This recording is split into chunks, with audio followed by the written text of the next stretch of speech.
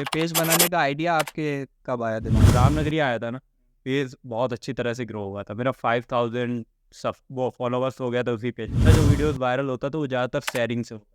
Content creation से पहले आपने क्या सोचा था कि हम आगे लाइफ में क्या करेंगे? कि मैं हर टाइप से टेक्निकली सोचता था। इससे पहले मेरे कई चैनल हैं जो कि फ्लॉप हो चुके हैं, बिल्कुल डेड है। आज भी अगर आप देखेंगे तो उन पे ज़्यादा से ज़्यादा 200-250 सब्सक्राइबर्स होंगे जो कि बिल्कुल डेड हो चुके हैं।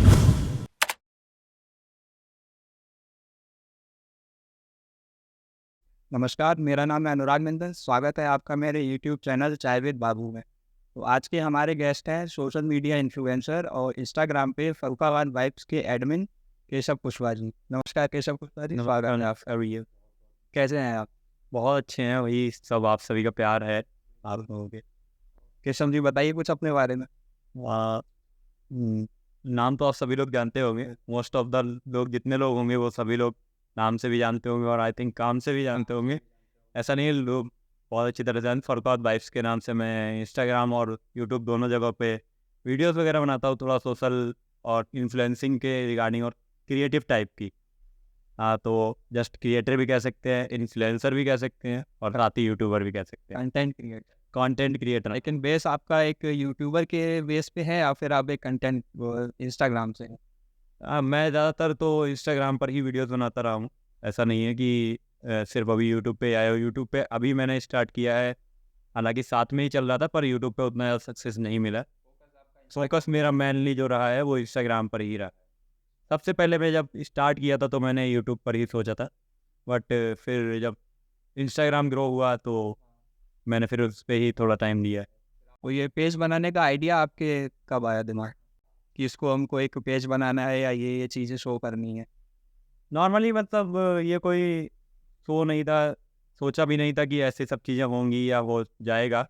मैंने नॉर्मली 2021 में इस पेज को क्रिएट किया था, जून के मंथ में, और फिर स्टार्ट कर दिया था डालना। ऐसे एक दो पोस्ट वगैरह डाली थी। अगर आप मेरे इंस्टाग्राम में नीचे जाकर देखेंगे, सबसे लास्ट जो पोस्ट है हाँ वो ऐसे मैं रैंडमली शाम के टाइम गया था पांचाल घाट पे। हाँ वहाँ पे वो गेट वगैरह बने हुए हैं पांचाल घाट के, तो वहाँ पांचाल घाट मेरा घर हाँ। और फरुखाबाद मेरा घर ऐसे करके लिखा हुआ है। उसका मैंने एक फ़ोटो डाला था, तो थोड़ा लोगों को यूनिक लगा, अच्छा लगा और पसंद मैं आया? हाँ पसंद भी आया। तो वो थोड़ा सा गया था, मतलब ज़्यादा नहीं, पर उस टाइम की अगर आप वैल्यू समझे तो 600-700 या 200-400 लोग देख लेते तो बहुत अच्छा लगता था।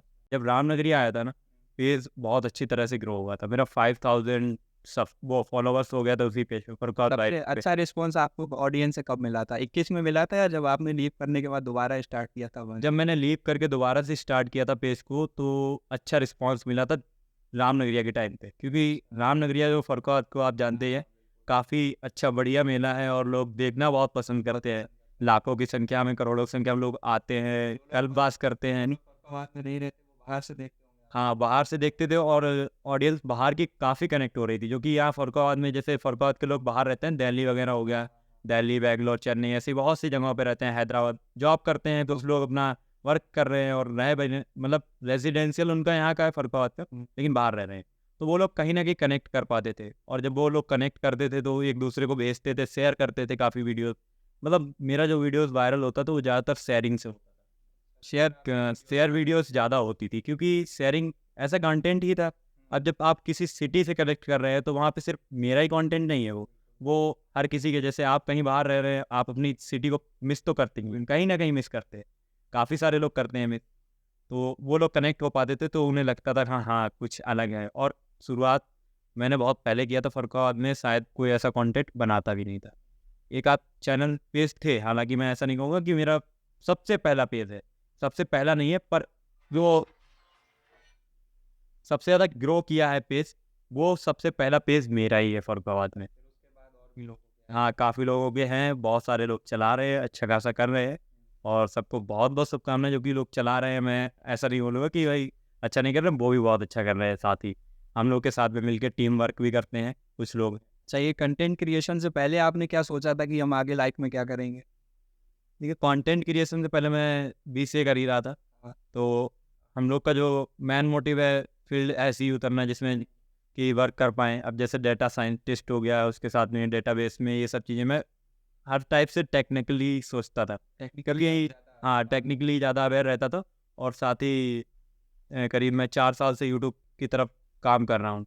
इससे पहले मेरे कई चैनल हैं जो कि फ्लॉप हो चुके हैं, बिल्कुल डेड है। आज भी अगर आप देखेंगे तो उन पे ज़्यादा से ज़्यादा 200-250 सब्सक्राइबर्स होंगे जो कि बिल्कुल डेड हो चुके हैं। अच्छा, एक चीज़ मैं सबको बताना चाहूँगा, अगर आप सोशल मीडिया पे आना चाहते हैं तो आपको सबसे पहला जो गुण सूत्र है ना, वो है आप कंसिस्टेंसी मेंटेन कर सकते हैं। भाई अगर आप भी कर रहे हैं, कहीं भी कर रहे हैं, फील्ड में अगर सोशल मीडिया पे आ रहे हैं तो आपको कंसिस्टेंसी बहुत मेंटेन करनी होती है। आप ये नहीं कर सकते हैं कि आप स्किप कर दें, 1 दिन स्किप कर दें, 2 दिन स्किप कर दें, इसके बाद में आप चाहें तो पूरा हफ्ता स्किप कर दें। जैसे आप किसी वर्क को करते हैं ना, आप मान लेते हैं भाई कर रहे हैं, एक रेडी वाला, मैं एग्जांपल देना चाहूँगा। एक रेडी वाला अगर वो कोई दुकान लगा रहा है, कुछ बेच रहा है, पापड़ी वाले कोई ले लेते हैं, अपने फरक्काद में बहुत फेमस है पापड़ी के नाम से। तो अगर वो 1 दिन लगाता है, उसका अच्छा चल रहा है, ठीक है, अगले दिन लगाता है तब भी अच्छा चल रहा है, लेकिन अगर 2-3 दिन बाद वो स्किप कर दे, आपके पास जो कस्टमर्स आ रहे हैं वो आपके आना बंद हो जाएंगे। 3-4 दिन नहीं लगाएंगे तो आपके पास वो आना बंद हो जाएगी, किसी और दूसरी जगह चले जाएंगे। तो आपकी ऑडियंस जो थी वो शुरू में तो कनेक्ट हुई आपसे, लेकिन फिर बाद में नहीं मिल पाई। और जब नहीं मिल पाएगी तो फिर वो आपको भरोसा नहीं करेंगे, दोबारा आने का मतलब ही नहीं बनता है फिर, तो सीन ये हो जाता है। तो आपको कंसिस्टेंसी बहुत मेंटेन करनी होती है, कहीं ना कहीं बहुत ज़्यादा ज़रूरी है कि आप जब सोशल मीडिया पे आएँ तो अपना माइंड इतना शार्प कर लें और ये चीज़ दिमाग में एग्जैक्टली तरीके से बिठा लें कि आपको कंसिस्टेंसी मेंटेन करनी है किसी भी हालत में। कई बार जो नए क्रिएटर्स होते हैं वो क्या करते हैं, उन्होंने अगर स्टार्टिंग की है अपने कंटेंट क्रिएशन की, तो अगर उनका पॉजिटिव रिस्पांस नहीं आता है तो वो डिमोटिवेट हो जाते हैं। तो इस पर आप क्या कहें? देखिए, डिमोटिवेट हम लोग भी कई बार हुए हैं। ऐसा नहीं है कि 2018 से पहले चैनल बनाया, 2018 में बनाया और उसके बाद फिर हम लोगों ने जो चैनल डेड हो गया तो उसके लिए हम लोग डिमोटिवेट नहीं हुए, हुए भी हैं। और जिस चीज़ में आपको मज़ा आ रहा है, जब आपको काम करते हैं ना जिसमें आपको मज़ा आता है, तो आपको काम काम नहीं लगता है और ना कभी बोझ लगेगा। हाँ, तो मैंने भी वही उसे अपना पॉजिटिव वे को ही फॉलो कर रहा हूँ। ऐसा और कई बार मेरा डिमोटिवेट हुआ, अभी आपने डिमोटिवेट का पॉइंट किया ना कि डिमोटिवेट कब हुए, तो मैं ऐसे जब मेरा चैनल नहीं चला, वीडियोस डाल रहा हूँ, मेहनत कर रहा हूँ, पर व्यूज़ नहीं आ रहा है, रिस्पॉन्स कभी रिस्पॉन्स अच्छा नहीं दिख रहा है, पब्लिक का भी रिस्पॉन्स नहीं मिल रहा है, तो मैं डिमोटिवेट भी हुआ। कई सारे लोग ये पूछते हुए हम भैया करें कैसे। हाँ, सबसे बड़ा सवाल यही होता है कि हम स्टार्ट कैसे करें, कि मुझे रेगुलर बेस पे कंटेंट को डालना ही डालना है, चाहे कितना मैं हार्डली रहूँ, कहीं भी रहूँ, पर मैं कंटेंट को डालूंगा ही डालूंगा। तो जब मैंने ये चीज़ अपने दिमाग में बिठाई और जब किया, आप इसके लिए आप एक और तरीका फॉलो कर सकते हैं। जैसे आप मान लीजिए आपके पास कोई तरीका नहीं है, आप शॉर्ट टर्म में ले लीजिए। शॉर्ट टर्म में कैसे ले सकते हैं, जैसे आप सोशल मीडिया पे आना चाहते हैं तो आपको मैं तरीका बताता हूँ। 30 दिन का आप चैलेंज ले लीजिए। आप जैसे बता सकते हैं कि आप अगर ब्लॉगिंग स्टार्ट कर रहे हैं ना, तो आप ये कह दीजिए मैं 30 डेज ऑफ माई लाइफ, ये कर सकते हैं शॉर्ट टर्म में एंजॉय। और जब आप अगर वो 30 डेज कंप्लीट कर लेंगे ना, आपके लिए वो शॉर्ट टर्म में 30 डेज कंप्लीट करने के बाद आपके पास इतना एक्सपीरियंस होगा कि आप चाहे तो फिर 100 डेज हो या 1000 डेज हो, आप आराम से एक्सटेंड कर सकते हैं, कोई दिक्कत नहीं हो। क्योंकि एक रिसर्च के मुताबिक कुछ 22 दिनों में आपकी कोई चीज़ जो आप कर रहे हैं ना उसकी हैबिट पड़ जाती है। 21 दिनों में, हाँ सॉरी, 21 दिनों में आपकी हैबिट पड़ जाती है। तो जब आप ऐसा करेंगे तो आपको 30 दिन के बाद तो मतलब एकदम नॉर्मली वे में आप कर पाएंगे और उससे कहीं ज़्यादा इन्हेंस हो जाएगी। और जब इन्हेंस होगी तो आप खुद ही समझ सकते हैं क्वालिटी कहाँ जाएगी। तो केशव जी, आपकी इस पूरी जर्नी में कुछ लोग आपके वेल विशर्स होंगे, और अगर वेल विशर्स होते हैं तो हेटर्स भी होते हैं। कॉमन सी बात है। हाँ, तो हेटर्स को आप कैसे मैनेज करते हैं?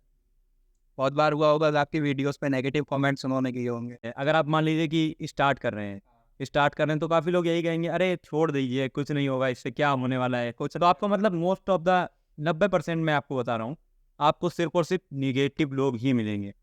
पॉजिटिव करने वाले सिर्फ और सिर्फ 10% आपको मिलेंगे, जो आपको हो सकता है पॉजिटिव करें नहीं भी करें। उन हेटर्स को आपने मैनेज कैसे किया? उन्हें मैनेज करने के लिए मैंने सबसे सीधा सा फंडा अपनाया। ज़्यादा फोकस नहीं किया था। फोकस इसलिए नहीं किया था क्योंकि निगेटिव चीज़ें पहले ही हो चुकी थी, तो हम लोग थोड़ा इग्नोर भी मारते थे। इग्नोर मारने में मैं नंबर 1 पे हूँ। मान सकते हैं मतलब, हालांकि मैं इग्नोर सब चीज़ें नहीं करता हूँ, पर हाँ निगेटिव चीज़ें तो हेटर्स को तो हमें इग्नोर करना ही पड़ता है। अगर आप इग्नोर नहीं करेंगे तो आप कहीं ना कहीं डिमोटिवेट होते जाएंगे, क्योंकि अगर माइंडली लेंगे ना तो आप बहुत ज़्यादा परेशान हो जाएंगे। क्योंकि भाई सीन ये हो जाता है ना कि आप अगर किसी चीज़ को पॉजिटिव को देखिए, सीधा बात ये है ना कि आप पॉजिटिव वे में जाइए, पॉजिटिव चीज़ों को देखिए।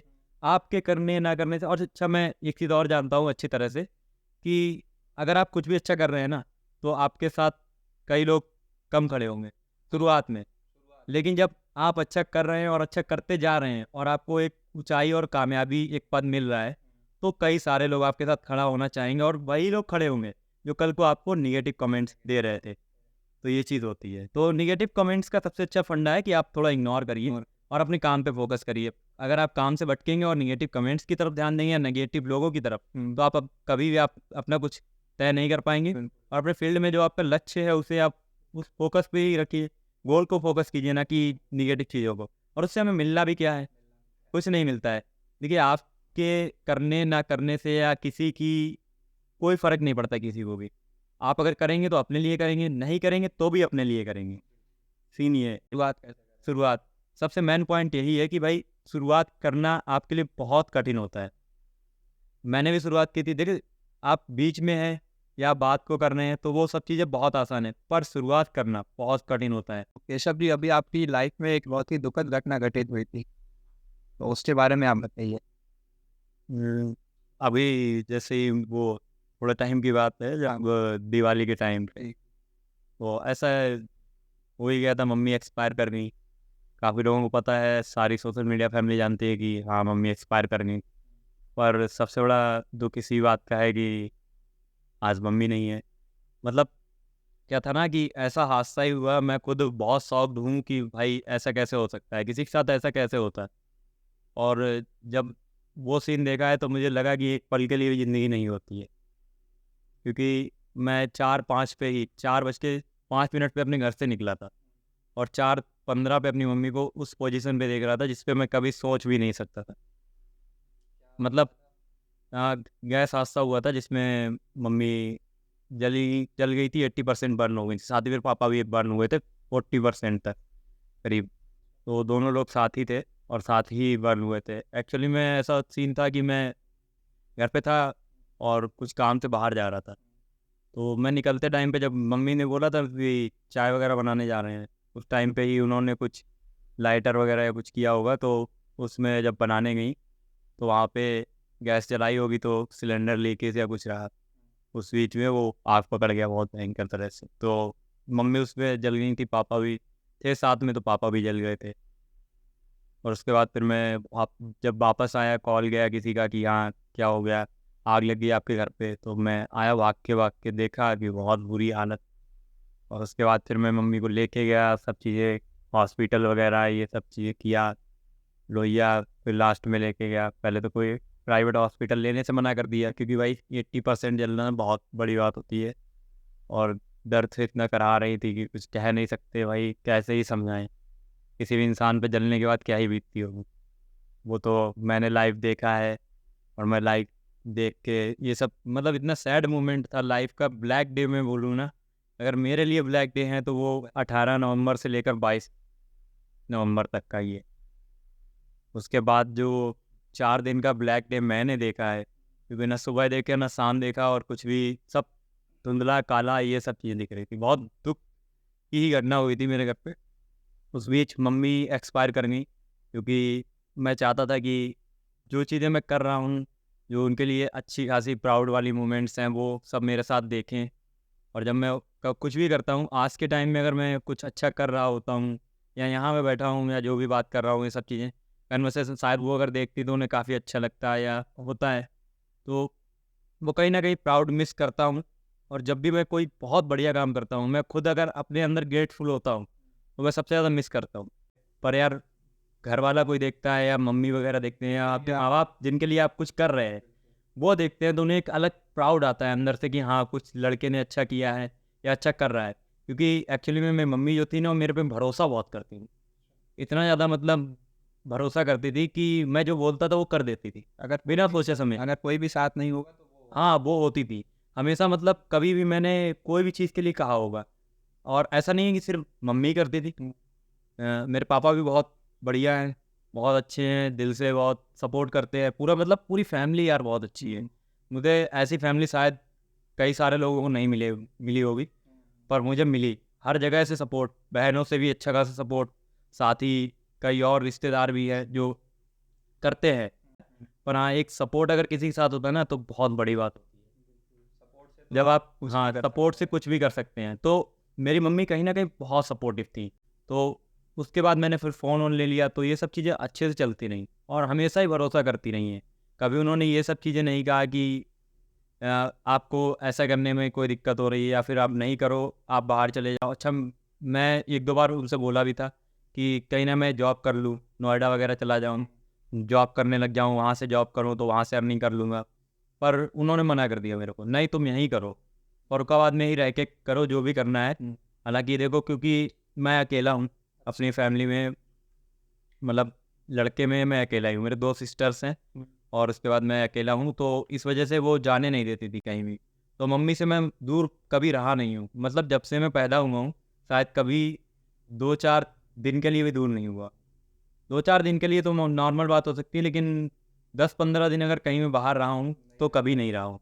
मतलब जब भी कहीं गया हूँ बाहर, अगर साथ ही गया हूँ, तो कभी मेरा इतना दूर का वो बॉन्ड नहीं था, तो लगाव बहुत ज़्यादा था। हर बात समझती थी, हर बात जानती थी, समझ जाती थी अच्छी तरह से, सपोर्टिव। तो हाँ, और साथ ही पापा भी हैं, जो कि मैं उनसे कहता भी नहीं हूँ, तब भी वो समझ जाते हैं। कभी-कभी तो मतलब ऐसा होता है ना कि कुछ भी नहीं कहता न, तो भी समझ जाते हैं। तो वो समझ जाते थे और कभी मैं मना नहीं किया।